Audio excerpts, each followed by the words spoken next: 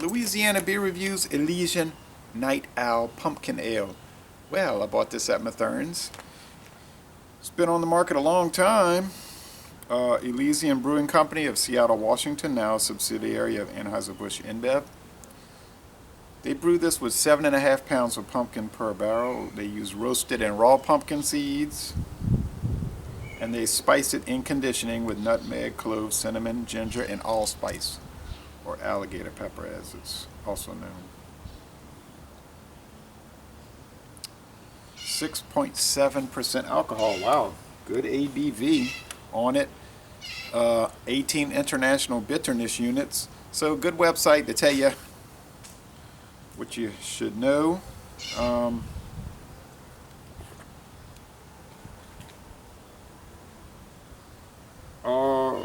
Right. I think it says August 17th, 2016. I guess that's when it was produced. It sold August to October. It's got the date, guys. Cool looking label with that night owl. We have these screech owls around here. I was looking at some emails this morning at about 4:50 a.m. and I heard that woo, woo, wah, that screech owl.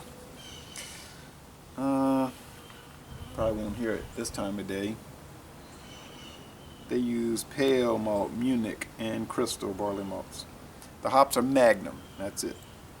It said lightly hopped. 18 IBU. Yep.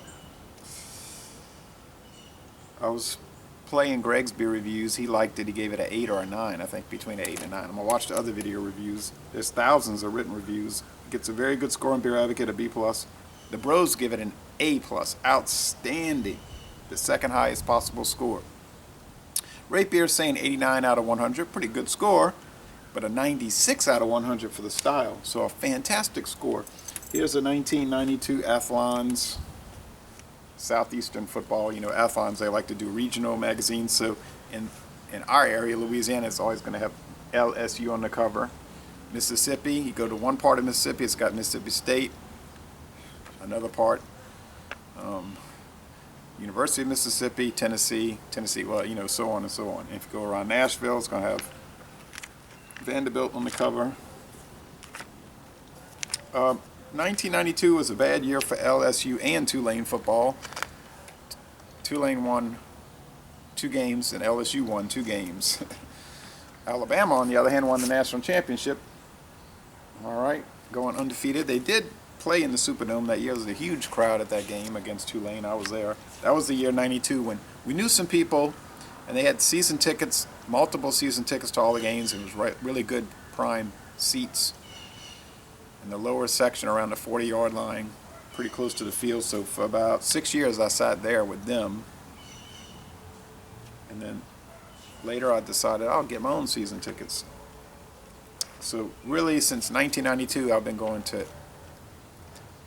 basically every game. I might have missed a handful of games since then. Never really went too much before then. Only 4 Tulane games before then. But I still go to LSU every year. I've been to at least one LSU football game every year since the 82 season, including the 82 season. So Alabama, big year.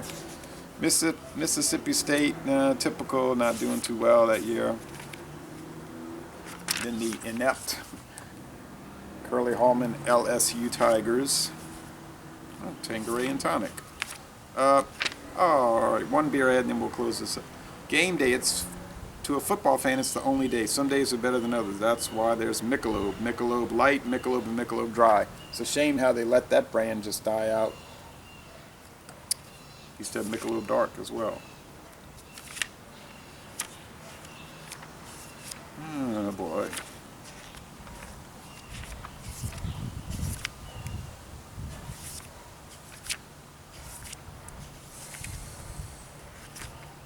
Of course, we know Florida wasn't starting to ascend,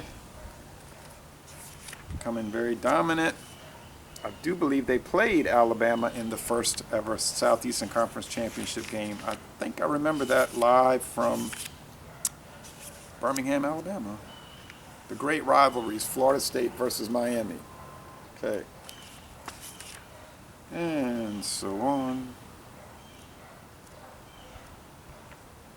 Sharps. Yeah, I've tried that. Wasn't too impressed.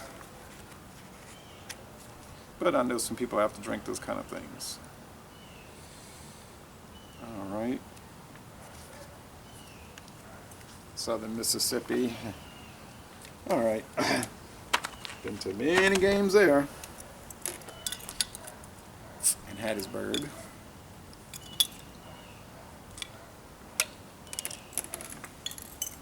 All right.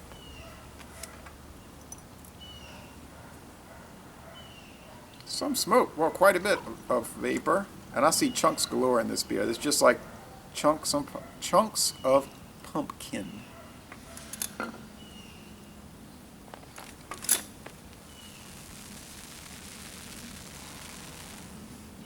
Lively. Yeah, I did the Radler from Trader Joe's, Joseph's Brow Radler. That was very good. I ended up jumping it in my written score up to an A-. So another flavored beer. It is orange. I mean, this thing is just, well, it's more rust orange, but with the sun shining through it, it's a brilliant orange. And lots of bubbles and so much glare out here. And just can I talk? Chunks galore. Those are very aggressive bubbles. You can tell how lively it is just from hearing that fizz, which has died out. All right. Never had it before. I had their Space Dust IPA, which I thought was just a really wonderful beer. The aroma is strong pumpkin pie spice. All of those that I described. With the graham cracker that Greg was talking about, guys, and he's right, and maybe pie crust, but strong graham cracker. I'm not a big pumpkin beer fan, but not obviously, because you may have just started watching my reviews. Pretty big white, grayish white chunks, but I mean they're okay. I wouldn't really buy them on purpose, like, you know, to actually drink. I just get them for reviews. But I try to be fair.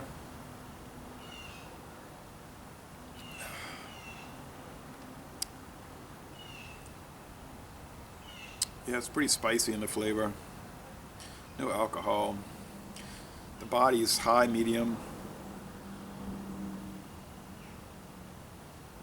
A little chewy.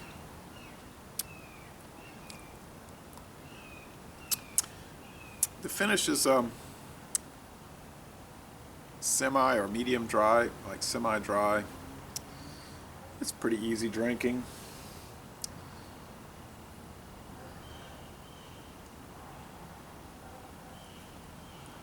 Gosh, I've had so many pumpkin beers. Ooh, I never did a video review for pumpkin, I don't think. I drank it at a dinner one night at Mathern's, and I was writing reviews down on a piece of paper. So I came home and put the reviews on Beer Advocate and Rapier, but I never bought one to review, and I don't see it this year. I don't see Fat Jack, Merry Mischief, now known as Merry Maker. I don't see any of that stuff. Pumpkinhead, they were selling some of the old cans. Looked like they had them left over from last year. But John Sharon was talking about that pumpkin beers have kind of, he was linking an article saying that they've kind of started to drop off. I guess people just realized they weren't that good. But you have to review something for what it is. And it is a pumpkin flavored concoction, okay?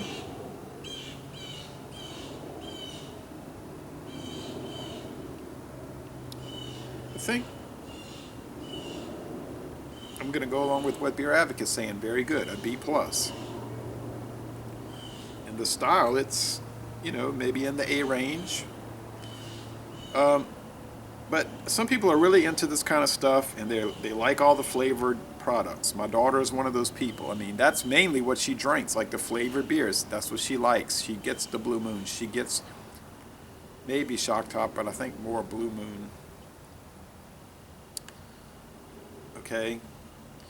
So she would get this to actually drink for enjoyment, whereas I'm getting it to drink for a review. Little syrupiness. On the sweetness scale, Cyclops is probably 4 out of 5. Sugar cubes, bitterness, 1 out of 5. Hop cones.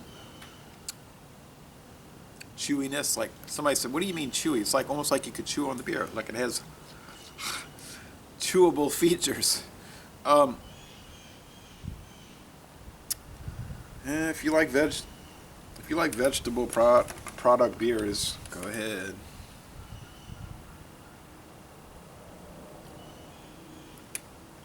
So I would recommend it. Yeah, so very good. Les Bon Temps Relais, a very good pumpkin beer that I don't particularly like because of not particularly liking squash gourd based beers. But it's not a personal preference channel. It's trying to be objective in my assessment of the product. And then I can give you my own subjective feelings about it. So anyway, Les Bon Temps Relais. Very good, and I'm going to end this review by saying y'all come on down to New Orleans.